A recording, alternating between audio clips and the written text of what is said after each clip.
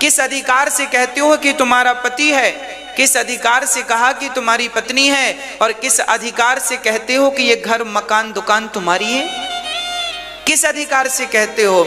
शरीर पर भी तो तुम्हारा अधिकार चल ना सका, जमाने पर तुम्हारा अधिकार क्या चलेगा? तुम कह रहे हो, मतलब तुम अपने आप को झूठी तसल्ली दिला रहे हो, ये मेरा है, ये मेरा है, ये तसल्ली है नहीं तुम्हारा।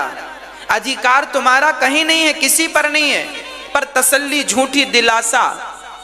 चलो, ये दुनिया के लोग दिलासा ही तो दिला रहे हैं, ये बेटी मेरी है, ये झूठा दिलासा है, ये बेटा मेरा है, ये झूठा दिलासा है, झूठी तसल्ली है।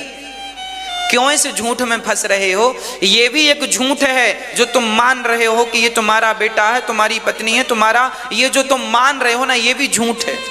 सत्य ये है कि शरीर पर भी तुम्हारा अधिकार नहीं है। हाँ, यदि तुम्हारा अधिकार किसी पे हो सकता है तो केवल भगवान तुम्हारे हो सकते हैं। मीराबाई ने अधिकार से कहा था कि गोविंद मेरो है, गोपाल मेरो है।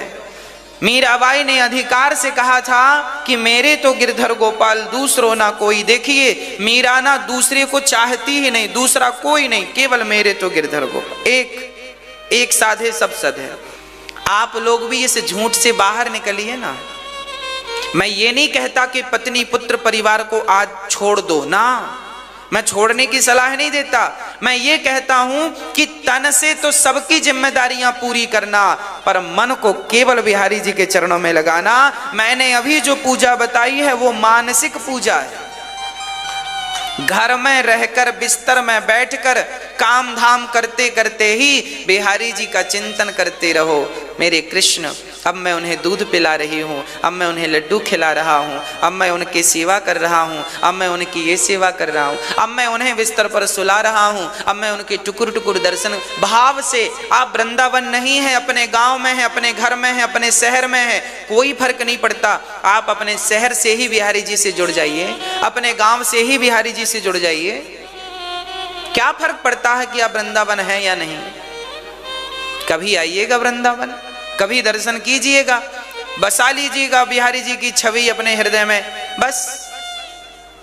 फिर उसका चिंतन करते रहिए, करते रहिए, करते रहिए। काम करते हुए भगवान का चिंतन करते रहिए। यदि काम करते हुए चिंतन बना रहा तो जीवन सफल हो जाएगा।